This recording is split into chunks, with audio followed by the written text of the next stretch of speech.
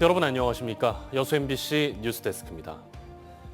남해안 개발을 위해 전라남도가 최근 종합개발청 신설의 필요성을 강조하고 있습니다. 체계적이고 신속한 사업 추진을 위해서는 독립된 컨트롤 타워가 필요하다는 건데 넘어야 할 산이 많습니다. 문형철 기자입니다. 남해안을 끼고 있는 전남과 경남, 부산 등 3개 시도가 세계적인 해양 관광 벨트를 조성하기로 뜻을 모았던 상생협약식. 이 자리에서 김영록 지사는 성공적인 사업 추진을 위한 조건으로 남해안 개발청 신설을 언급했습니다. 최근 열린 해수부와의 정책협의회에서도 김 지사는 개발청의 필요성을 다시 한번 강조했습니다. 남해안 개발 종합개발청을 설립을 하고 남해안을 체계적으로 국가적으로 개발하고 보존하고.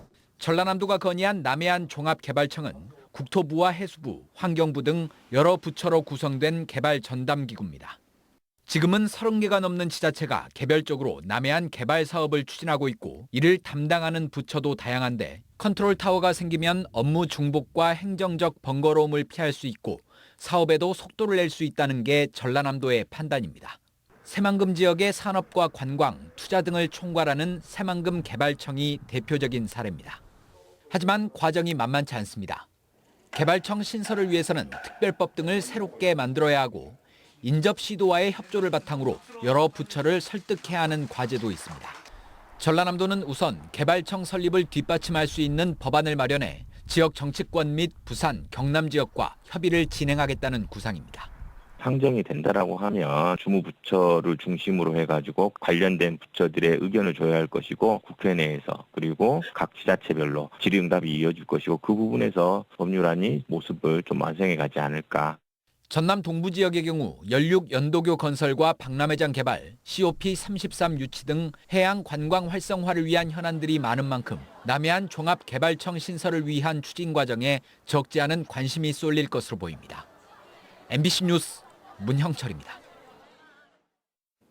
최근 심각한 가뭄으로 여수광양 국가산단 가동까지 차질을 빚을 상황에 놓이자 윤석열 대통령이 섬진강물을 공업용수로 끌어쓰는 방안을 준비해달라고 주문했는데요.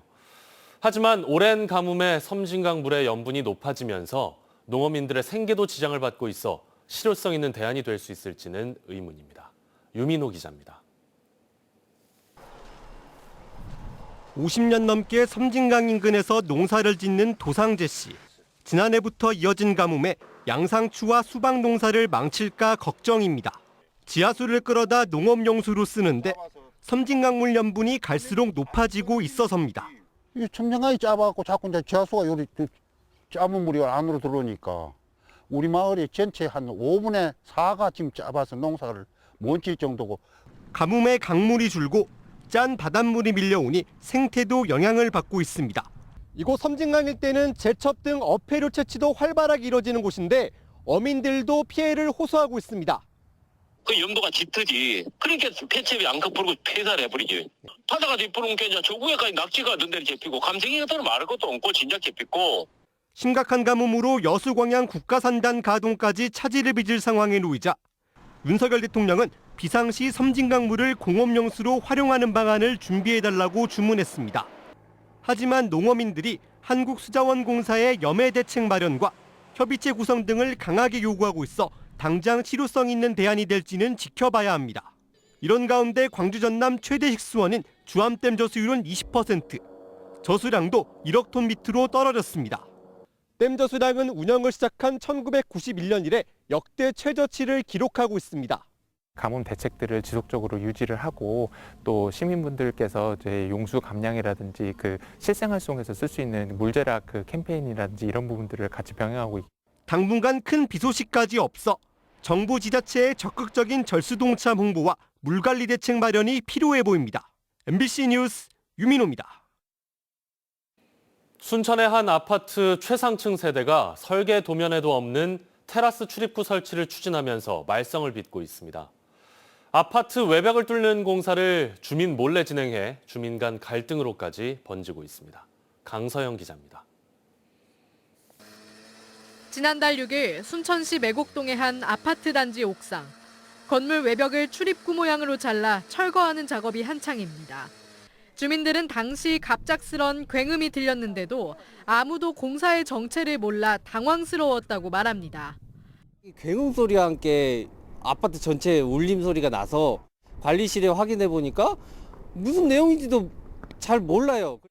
알고 보니 굉음의 정체는 아파트 외벽에 구멍을 뚫어 최상층 세대와 옥상을 연결하는 출입구 설치 공사였습니다. 최상층 세대가 옥상 테라스 일부에 접근할 수 없다며 3년 전부터 시공사에 출입구 설치 공사를 요구해 왔는데 최근 그 공사가 주민들 모르게 시작되고 있었던 겁니다.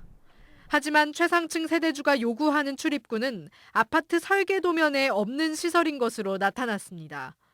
또 아파트 외벽은 일반적으로 한 세대의 소유가 아닌 공용 부분입니다. 주민들은 해당 세대가 몰래 공용 재산을 훼손해 도면에도 없는 시설을 공사하고 있었다며 분통을 터뜨리고 있습니다. 아파트는 공동주택인데 저희 80몇 세대를 무시한 한 세대를 위한 공사는 아니잖아요. 그리고 원래 그게 설계 도면에도 없던 문이란 말이죠. 심지어 해당 작업은 건물 무게를 지탱하는 내력벽을 철거하기 때문에 공사 전 아파트 소유주 3분의 2의 동의를 받아야 합니다. 주민들은 인테리어 공사라는 세대주의 말만 믿고 동의를 해줬었다며 황당함을 감추지 못하고 있습니다. 뒤늦게 상황을 파악한 주민들은 공사 동의 철회에 나서며 공사 허가 취소를 요구하고 있습니다. 주민들이 앞으로 철회를 요구하고 있는 상황이죠. 주민들의 항의가 빗발치면서 지금은 잠시 공사가 중단된 상태입니다. 최상층 세대주는 옥상 테라스 사용을 위해 높은 평당가를 지불했기에 옥상의 모든 공간을 자유롭게 사용할 권리가 있다는 한편 해당 공사가 다른 세대에게 피해를 주진 않았다는 입장입니다. 한편 순천시청은 주민들이 공사 동의 철회에 나서는 등 갈등이 격화됨에 따라 해당 현장에 공사 중지 명령을 내렸습니다. MBC 뉴스 강서영입니다. 최근 환경부가 설악산 케이블카 사업을 승인했는데요. 이걸 본 구례군이 지리산에도 케이블카를 놓겠다고 나서고 있습니다. 환경단체의 강한 반발이 예상되는 가운데 환경부가 이번에는 어떤 결론을 낼지 주목됩니다. 김영찬 기자가 취재했습니다. 구례군은 1990년부터 지리산에 케이블카를 놓는 사업을 추진해 왔습니다. 관광 산업과 함께 장애인 노약자도 지리산을 볼 수 있게 하자는 취지였지만 그동안 환경 파괴 논란이 일면서 환경부는 계획을 4차례 반려했습니다. 그런데 최근 환경부가 설악산 케이블카 설치 사업을 조건부 승인하면서 구례군이 그동안 중단됐던 지리산 케이블카 사업을 재추진하기로 했습니다. 지리산 온천 지구에서 노고단 종속대까지 3.1km 구간에 38대의 케이블카를 설치하겠다는 겁니다. 타당성을 따지기 위한 용역도 발주할 예정인데 만약 이번에도 정부가 막을 경우 행정소송도 불사한다는 계획입니다. 다시 지금 용역을 준비하고 있습니다. 보완을 해서 다시 신청을 할 겁니다. 신청을 해서 또 보류가 된다 하면은 저희들도 행정소송을 제기하려고 준비를 하고 있어요. 구례군의 이 같은 움직임에 전라남도도 별도의 팀을 꾸려 지원하기로 했습니다. 구례군에서 지리산 케이블카 추진 시 우리 전라남도도 TF팀을 구성해서 적극적으로. 하지만 환경단체의 강한 반발이 예상됩니다. 공사 과정에서 자연훼손은 물론 야생동물의 생존권도 위협받을 수 있다고 주장하고 있는데 설악산의 케이블카 설치가 허용됐다는 사실이 지리산에 들어설 이유가 될 수 없다는 겁니다. 우후죽순처럼 이렇게 서로 하겠다고 할 경우 과연 환경부가 이 부분에 대해서 정말 국립공원을 훼손하는 주무부처로서 환경 파괴부로서 낙인이 찍히지 않을까. 구례군은 올해 용역이 끝나는 대로 케이블카 신청 계획서를 환경부에 제출할 예정인 가운데 환경부가 어떤 결론을 낼지 주목됩니다. MBC 뉴스 김영창입니다. 광주 전남 200명의 농수산림조합장을 선출하는 제3회 전국동시조합장 선거가 내일 광주와 전남 298개 투표소에서 진행됩니다. 광주 25,314명, 전남 27만 8,274명의 조합원들은 내일 오전 7시부터 오후 5시까지 지정된 투표소에서 투표할 수 있습니다. 지역 농수축협 등은 모두 200개소로 광주에서 2곳, 전남에서는 52개 조합의 경우 1명만 후보로 출마해 무투표 당선됩니다. 지역의 한 대학교가 학생들에게 새학기부터 단돈 1,000원의 아침 식사를 제공하고 있습니다. 고물가 시대에 학생들의 반응이 아주 좋습니다. 박종호 기자입니다. 목포대학교 구내식당. 이른 아침부터 학생들로 가득 찼습니다. 샌드위치와 달걀, 스프와 과일을 접시에 담아 허기진 배를 채웁니다. 호텔 조식 부럽지 않은 아침 식사비는 단돈 1,000원입니다.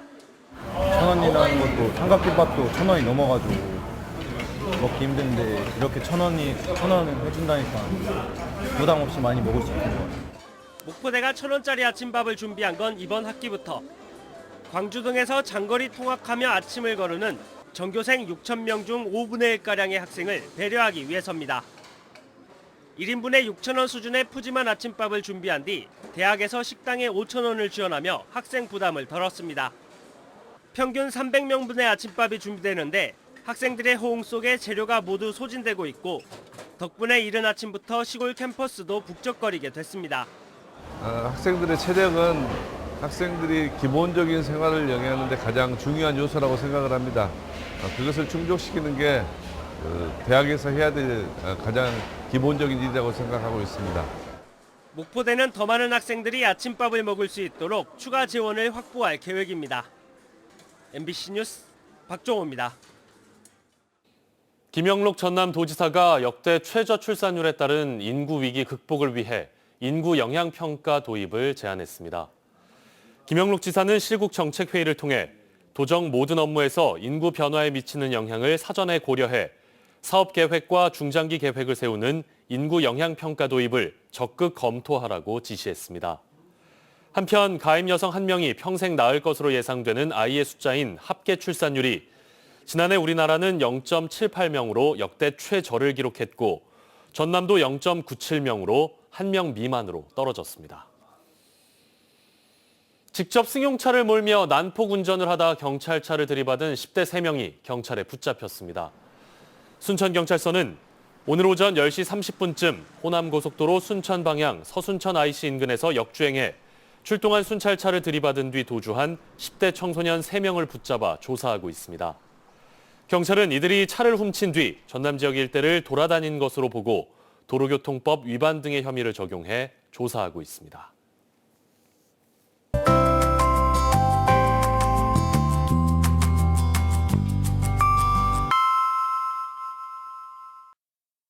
날씨와 생활정보 정리해드리는 생활포커스입니다. 2023 순천만 국제정원박람회 개막이 25일 앞으로 다가왔습니다. 개막을 앞두고 지역 대학에서도 연일 박람회 입장권을 사전 구매하고 있는데요. 어제 동신대학교와 목포해양대는 각각 2천만 원과 540만 원 상당의 입장권을 구매했습니다. 전남 동북권 동력수상레저기구 조종면허 실기시험이 오는 10일부터 여수와 고흥 시험장에서 치러집니다. 동력수상레저기구에는 모터보트와 요트 등이 해당하며 자세한 시험 정보는 해양경찰청 누리집을 참고하시기 바랍니다. 전라남도가 예능 영재 키움 사업에 함께할 예술 꿈나무들을 모집합니다. 예능 영재 키움은 도내 예술 전문 고등학교에서 예술 꿈나무에게 전문 교습을 제공하는 사업입니다. 신청은 3월 21일까지이고 120명을 선발합니다. 완연한 봄을 느낄 수 있는 하루였습니다. 낮 기온이 20도를 웃돌며 온화했는데요. 내일도 낮 동안은 최고 20도까지 기온이 오르겠습니다. 따뜻한 날씨는 이번 주 내내 이어지겠습니다. 하늘은 종일 맑겠습니다. 다만 오랫동안 비가 오지 않으면서 전남 동부 지역도 매우 건조한 날씨가 이어지고 있습니다. 산불 등 각종 화재 사고 나지 않도록 각별히 조심하셔야겠습니다. 자세한 지역별 기온 보겠습니다. 내일 아침 기온은 여수가 9도, 순천 5도 예상되고요. 한낮 기온은 여수 17도, 순천, 광양 20도까지 오르면서 일교차가 크게 벌어지겠습니다. 내일 해상에도 대체로 맑은 가운데 바다의 물결은 앞바다에서 0.5m, 먼바다에서는 최고 1.5m로 잔잔하게 일겠습니다. 여수의 내일 만조시간은 오전 9시 57분, 간조시간은 낮 3시 55분입니다. 지금까지 생활포커스 송유라였습니다. 다음 뉴스입니다. 여수항 개항 100년을 돌아보고 새로운 미래 비전을 제시하기 위한 다채로운 행사가 열립니다. 여수시는 다음 달 1일부터 4일 동안을 여수항 개항 100주년 기념 주간으로 정하고 이순신 광장 일원에서 여수항 타임캡슐 매설식, 해양유공자 시상, 여수항 미래 100년 비전 선포 등 다채로운 행사를 개최합니다. 여수항은 지난 1923년 4월 1일 세관 지정항으로 처음 개항해 현재 부산항에 이어 두 번째 수산항으로 자리매김했고 무역항으로도 지정됐습니다. 순천시와 박람회 조직위원회가 2023 순천만 국제정원박람회 상설 체험부스의 운영자를 모집합니다. 이번 박람회의 상설 체험부스는 가족과 어린이들을 위한 프로그램과 건강, 힐링 프로그램, 정원 소재 프로그램 등 박람회장 내 8개 동이 설치될 예정이고 전체 박람회 기간을 3기로 나눠 1기 운영자는 개장일인 다음 달 1일부터 6월 4일까지 체험 프로그램을 운영하게 됩니다. 조직위는 박람회 주제 연관성과 독창성, 중복 여부 등을 종합적으로 고려해 오는 20일까지 최종 운영자를 선정할 예정입니다. 광양 매화축제 기간 동안 버스킹 공연 등 다양한 부대 행사들이 열립니다. 광양시는 오는 10일부터 5차례에 걸쳐 매화축제장 일원에서 전문 예술단체 등 27개 팀이 다양한 공연을 선보일 예정이라고 밝혔습니다. 또 순천 광양축협과 한우협회는 오는 10일부터 12일까지 매화축제장 내 농산물 직거래 장터에서 한우 소비 촉진 행사를 열고 한우를 30% 할인 판매할 계획입니다. 전남의 초중고교생 사교육 참여율과 사교육비가 전국에서 가장 낮은 것으로 나타났습니다. 통계청의 자료를 보면 전국의 초중고교생의 평균 사교육비는 월 평균 41만 원으로 나타났는데 전남은 26만 1,000원에 그쳤고 이는 서울시 59만 6천 원의 절반도 안 되는 수준입니다. 사교육 참여율 역시 전남은 67.6%로 전국 평균 78.3%와 큰 차이를 보이며 전국 최저를 기록했습니다.